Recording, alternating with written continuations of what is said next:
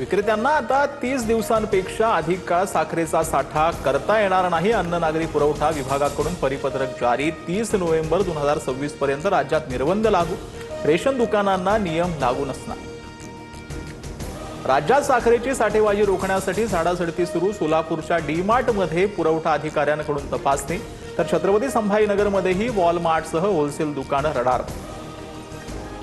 कांदा आणि साखर परवडणाऱ्या दरात देण्याचा दिल्ली सरकारचा निर्णय। नाफेडकडून कांदा खरेदी करून सर्वसामान्यांना देण्याचा निर्णय। काळा बाजार करणाऱ्यांवर छापे टाकून कारवाई करणार।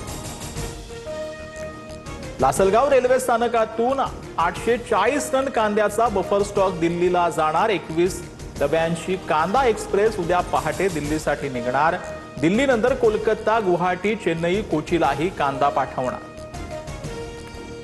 सुट्या खाद्यतेलाच्या विक्रीवरील प्रतिबंधित कारवाई नवीन नाही। निर्णय 2011 पासून संपूर्ण देशात लागू। मात्र सध्या प्रभावी अंमलबजावणीचे आदेश जारी। अन्न आणि औषध प्रशासनाकडून स्पष्ट। मालेगावात उपमहापौरांच्या दालनात पुन्हा टिपू सुलतानचा फोटो। देशासाठी बलिदान दिल्यानं फोटो लावल्याचं शाये हिंद यांचं वक्तव्य। तर संबंधित फोटो काढायला लावणार, दादा हुसेनचा इशारा। वयोमर्यादा स्थगित, मात्र आदिवासी विद्यार्थी आंदोलनावर ठाम। चांगला आहार, 12,500 नोकर भरती आणि गडचिरोलीतील सर्पदंश दुर्घटनेतील कुटुंबियांना 1 कोटींची मदत देण्याची मागणी। मंत्रालयातील मौखिक आदेशावरील अधिकाऱ्यांच्या नियुक्त्या रद्द करण्याचे आदेश। निर्णयामुळे नियमबाह्य नियुक्त्यांना चाप बसणार। 10 सप्टेंबरपर्यंत अधिकाऱ्यांना मूळ कार्यालयात परतावं लागणार।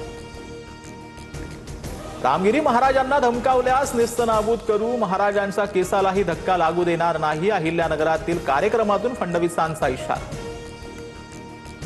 1 टनापेक्षा जास्त वजनाच्या गणेश मूर्तींसाठी आता फिटनेस प्रमाणपत्र अनिवार्य। भुलेश्वर दुर्घटनेनंतर मुंबई महापालिकेचा निर्णय। आगमन विसर्जनासाठीचे रस्ते खड्डेमुक्त करण्याचे निर्देश।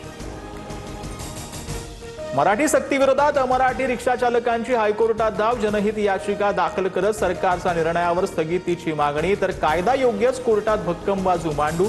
मंत्री सरनाईकांची प्रतिक्रिया। पालघरच्या आश्रमशाळेतील मुलांच्या मृत्यू प्रकरणी एसआयटी स्थापन। शाळेच्या किचनमध्ये त्रुटी आढळल्यानं नमुने तपासणीसाठी पाठवले। एफडीए कडून शाळा व्यवस्थापनाला तातडीने सुधारणा करण्याचे निर्देश। जळगावातून जाणाऱ्या मुंबई नागपूर महामार्गावर 24 दिवसात 5 बळी। कालिका माता चौक ते शिव कॉलनी दरम्यान अपघाती मृत्यूचं प्रमाण वाढलं। खड्ड्यांनी रखडलेली कामं नागरिकांच्या जीवावर उठली।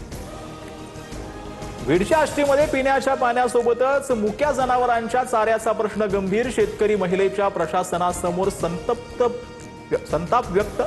1,500 परत घ्या, पण जनावरांना जगवा। लाडक्या बहिणीची सरकारकडे मागणी।